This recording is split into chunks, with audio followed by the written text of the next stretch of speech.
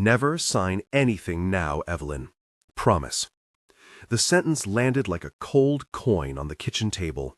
Simple, absolute, and utterly out of character for the man who had taught her how to fold napkins and how to hide grief behind a joke. At 54, widowed after a brief illness that did not feel brief enough, she held a thick envelope stamped with the crest of Langford Holdings and a smaller, battered leather case with a metal key inside. The lawyer's office smelled of citrus cleaner and old paper. Outside, rain wrapped the windows like an impatient audience. He had left instructions that read like a directive and like a dare. He had told her, in voice recordings she had not yet heard, that the key opened a room at the old company compound and that inside she would find everything she needed to decide what to do next. He had also written, plainly, that she must destroy the company after she understood why. Evelyn pressed the key into the pad of her thumb and tasted copper. If Derek Langford wanted a company destroyed because he believed it was killing something he could not forgive, why was his last request an order to the person who had never been to his office? The question hung in her mouth, heavy as a coin worthy of a secret. Evelyn Hayes was a creative director turned reluctant steward, and a woman who had learned to find order in narrative and, rarely, to let a story end on its own terms. She had been with Derek for 22 years. The public had known him as an industrialist, a man who built towers and bought newspapers, a man whose philanthropy had been photographed with white gloves and knowing smiles. Privately, he was the man who left notes in suit pockets and freckles of laughter on rainy afternoons. After the funeral, the envelope from Langford Holdings had become an accusation and an invitation.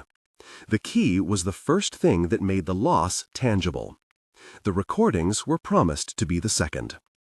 Evelyn did not know then that the recordings would not be confessions in the way she expected.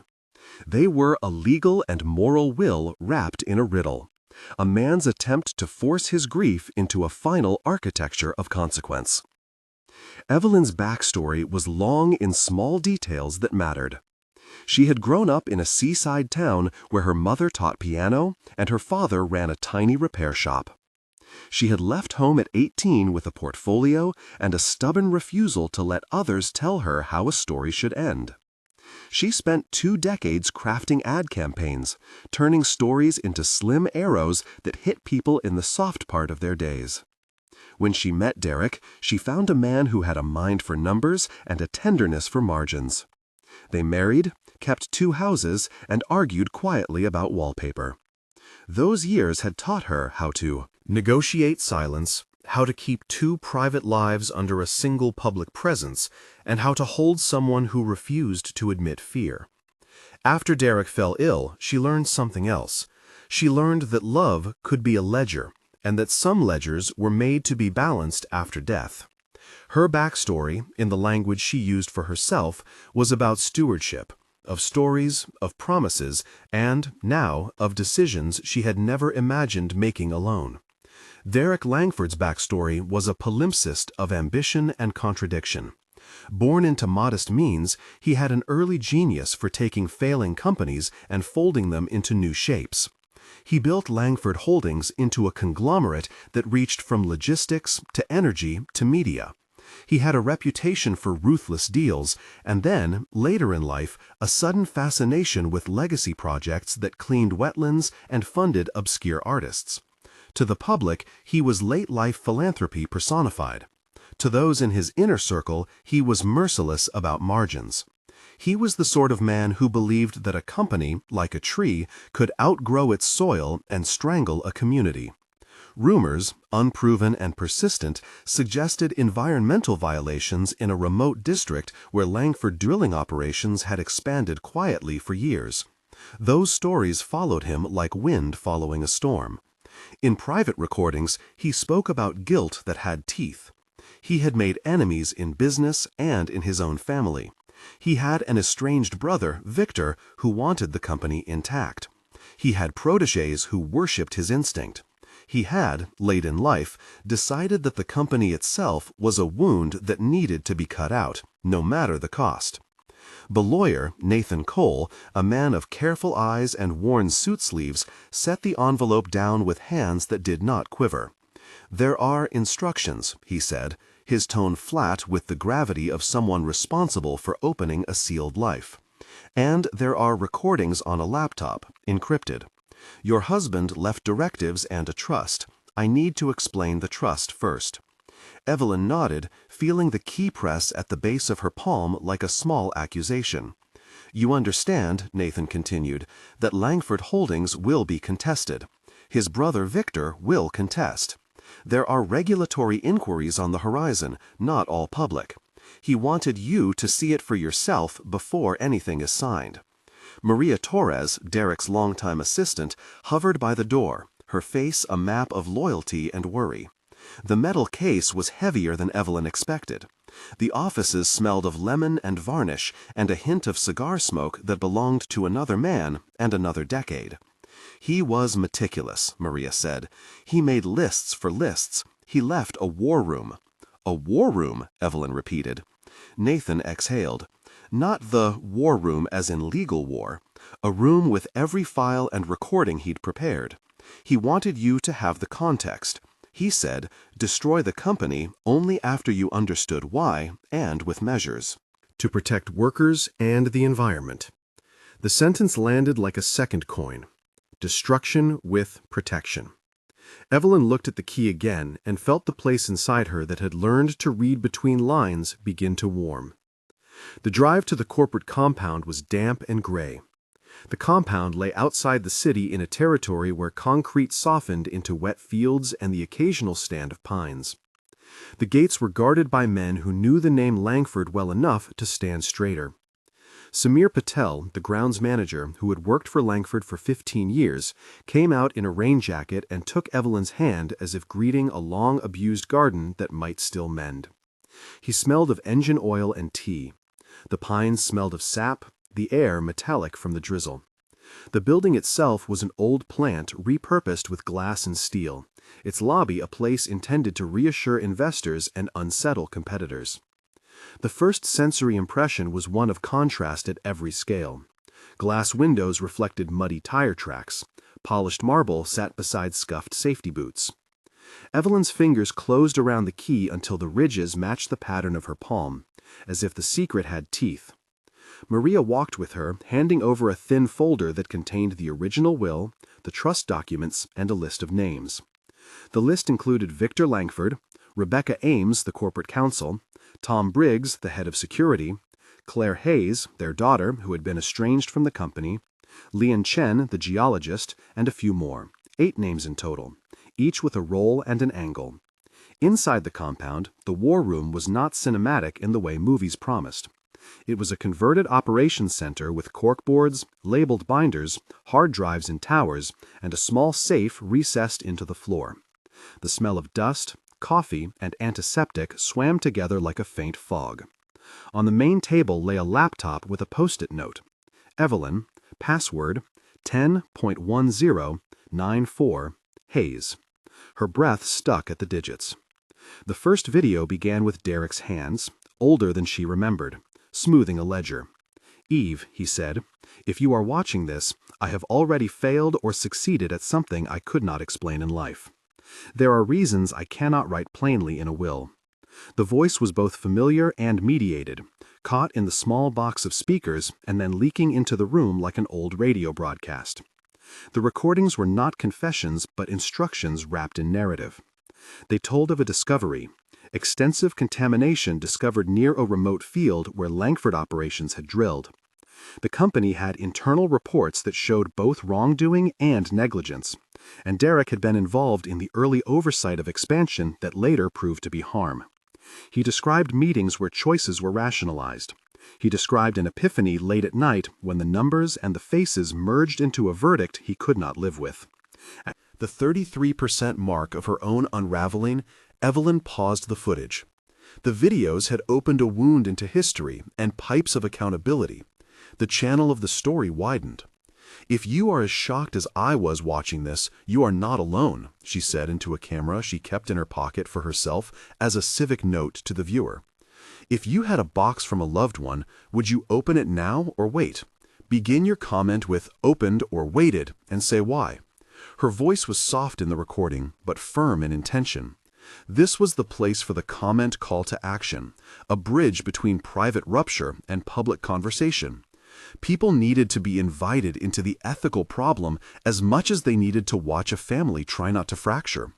She posted the prompt on a private forum and then returned to the videos.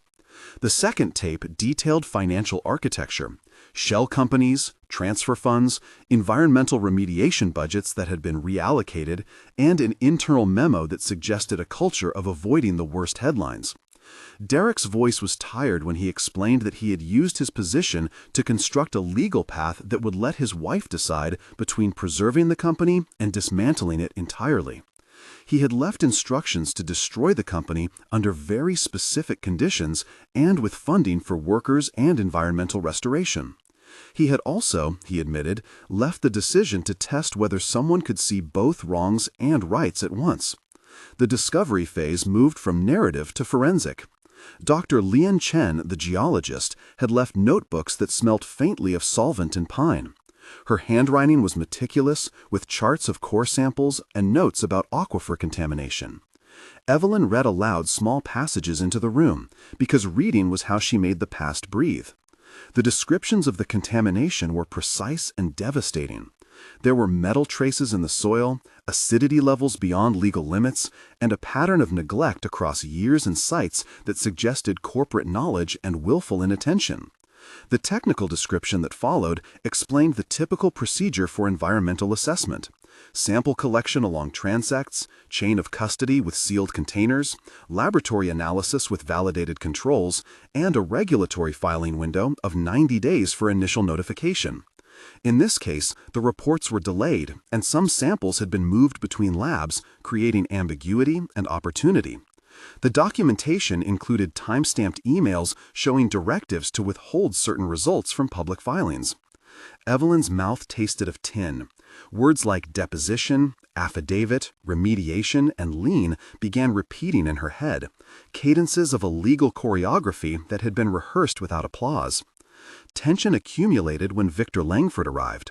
He wore a suit that had been cut to intimidate, and he brought with him Rebecca Ames, a corporate lawyer whose face was expert at neutrality.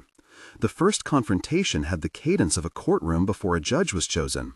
10 to 12 exchanges unfolded, as "You cannot be serious," Victor said, his voice even but sharp. "You cannot walk in here and take apart a company based on a few videos and a dying man's guilt." Evelyn looked at him and swallowed. "I am not taking anything apart today," she said. "I am trying to understand why he left it for me to decide how to fix the harm he helped cause." "He is our brother," Victor said. "He built this. He knew what he was doing." "And he told me to destroy it," Evelyn said, "or to do what is necessary." Rebecca interjected. "Destroying the company is not a legal term. There are steps. A trust cannot unmake contracts and obligations with a signature. We will contest the trust. We will petition the court for an injunction. And you need to be careful, Mrs. Hayes. There are stakeholders, employees, creditors." Evelyn felt her throat constrict. "Do you know the facts?" she asked, and the room exhaled into a small, sharp silence. "I have reports," she said. "I have samples. I have videos where he admits to things he cannot undo. I also have his plan for remediation funding, and that funding is substantial." Victor's face tightened. "Funding does not erase liability." "No," Evelyn said, "but it can make sure the people who will be harmed are cared for as we decide what justice looks like." The exchanges kept circling, sometimes blunt, sometimes halting. Each speaker left a breath between sentences, small acts of calculation and feeling. As the legal battle opened, procedural descriptions were required and given with care.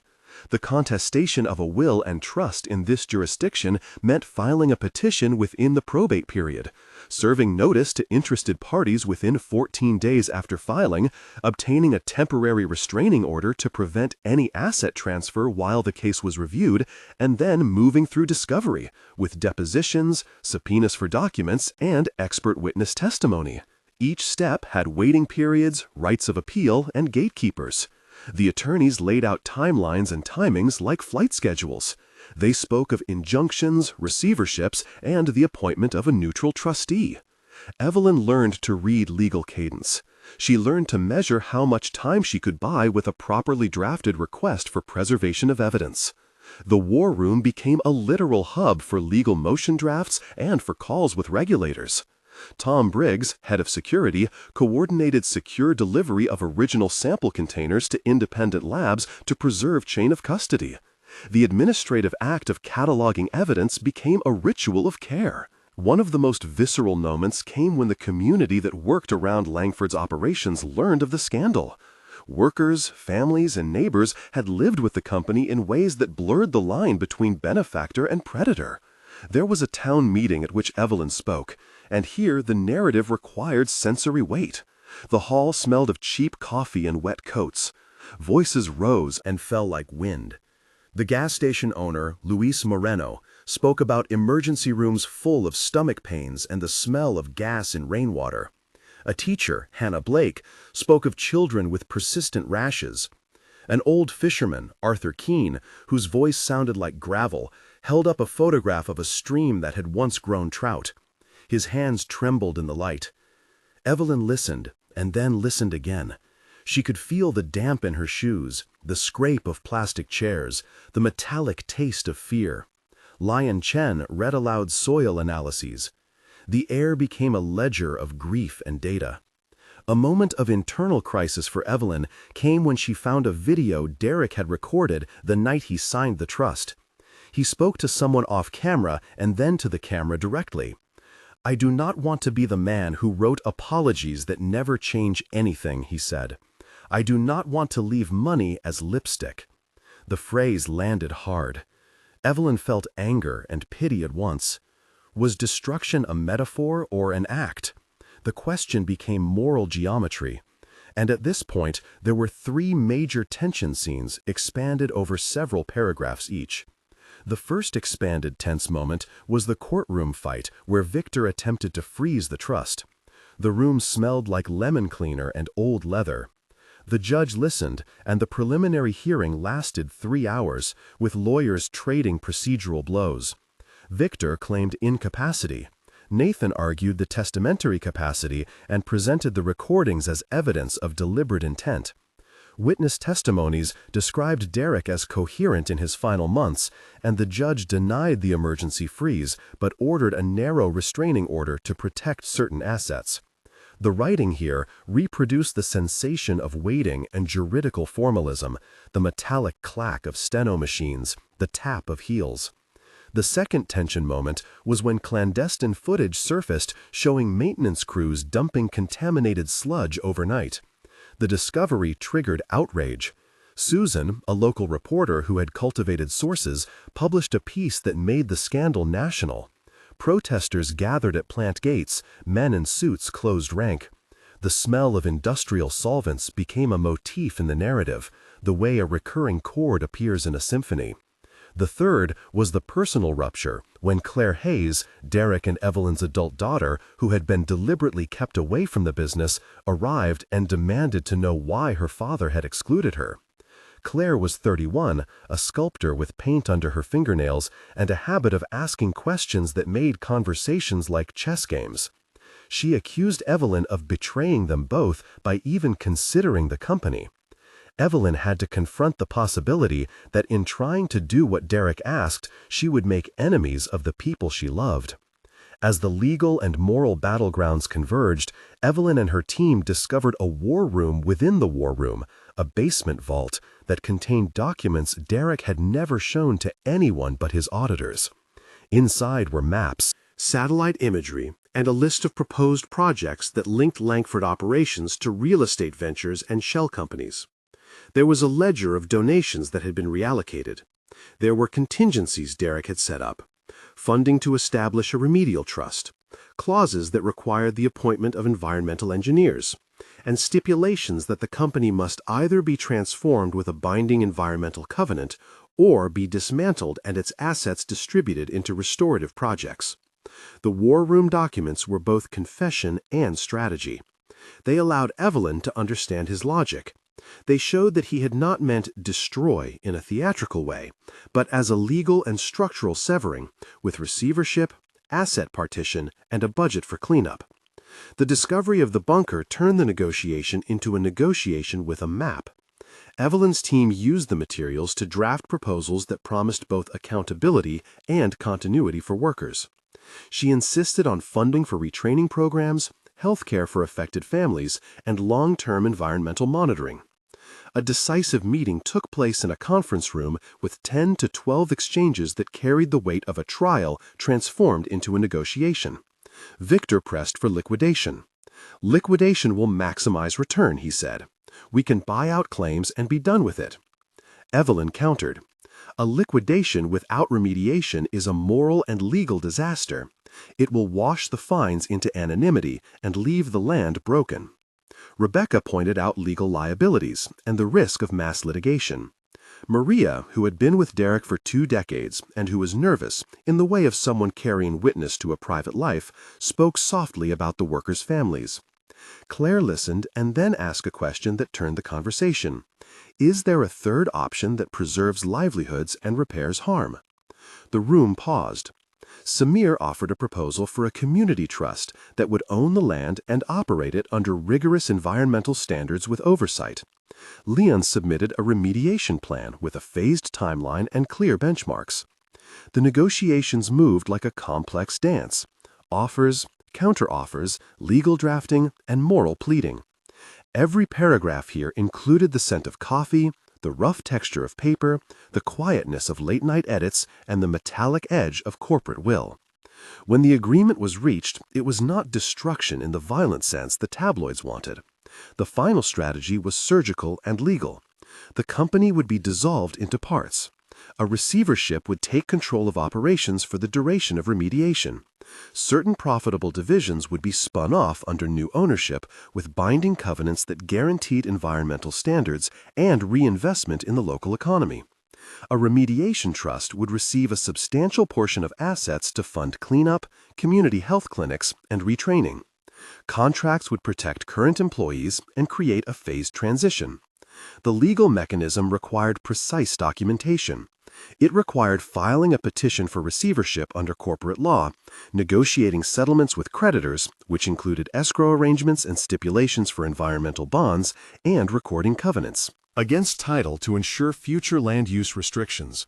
Technically, the steps involved appended clauses to sale agreements, created performance bonds, and set up an independent oversight committee with community representation. The procedure section in the narrative described steps in roughly 300 words with enough specificity to convey plausibility without reading like a legal textbook. Practical consequences followed. Some stakeholders celebrated, some sued, and some stayed away. The boardroom was quieter without Derek, but not empty. Victor and Evelyn signed a mediated agreement that split certain assets and placed the remediation trust on top of the hierarchy, ensuring that money could not be used for dividends until cleanup benchmarks were met. The company did not die with a dramatic headline. It was disassembled into accountable pieces. In doing so, it was prevented from being a vehicle for perpetual profit without responsibility. The agreement saved jobs and created a schedule for community investment that included a retraining center, health clinics funded by the trust, and an arts program run by Claire, who insisted on a space for children affected by environmental illness. The epilogue was written in 3 temporal vignettes that tracked people and place with granular detail. 1 month later, the remediation teams were at work. The smell of solvent was no longer a secret. Heavy equipment rolled in, and protective barriers lined streams. Samir organized local hires and trained workers in new safety protocols. The retraining center opened its doors with a bulletin board of course offerings and handmade flyers. It rained that first week after the cleanup began, but the rain felt like proofreading. 3 months after the agreement, a community health fair had been established. Doctors tied to the trust offered screenings. Children received dental checks and respiratory assessments. A small garden was planted near the old site, nurtured by volunteers including Lewis and Hannah and Arthur, who showed up with a rusty bucket and a smile that had relearned to trust. Claire opened a small exhibition on the property about work, industry, and the land. The exhibition displayed photographs of the stream before and after, and a series of sculptures made from reclaimed metal. 6 months later, the trust had funds dispersed for long-term monitoring, and the new oversight committee published its first report, showing measurable declines in contaminant levels at several tested points. The company as it had been no longer existed. There were spin-offs and protections, and a new entity managed the land with binding restrictions. For Evelyn, the most intimate consequence was quieter. She began painting again in the studio they had preserved, finding in color a language for what she could not say in press statements. She met Claire more often now, sometimes to argue and sometimes to laugh about small things. She felt the persistent ache of loss soften into a responsibility that felt like work rather than punishment. There were costs. Victor continued to litigate parts of the settlement. Some investors filed claims. The story was messy and ongoing, in ways legal systems are when human beings and money meet. But the broader arc showed a different kind of justice, one that prioritized repair over punishment. The people in the nearby towns had access to healthcare resources that did not vanish with press cycles. The remediation trust ensured monitoring for years to come. And somewhere inside a ledger, Derek had written a note about lipstick and apologies. Evelyn thought of it often when she was alone and when she was at the compound checking charts with Lion. She would not say that she forgave him for everything. What she would say was that she had accepted that the man she loved had tried to make amends in the only language he knew: architecture, law, and money. She had become the executor of that strange moral design. If you watched this and felt torn, if you would like to say what you would do with a last request like this, start your comment with "opened" or "waited" and tell us why. The question is not only what a single person should do, but what communities demand when profit and place collide. If this story touched you, if you care about how companies are held to account or how families navigate impossible legacies, subscribe and join a conversation that balances anger with care. The last image is simple: a key on a table, rain against the window, and a woman who has learned that sometimes destroying a thing means rebuilding the people it touched. Subscribe to hear other stories where endings are plans in disguise, and share this if you know someone who believes that legacy must mean responsibility.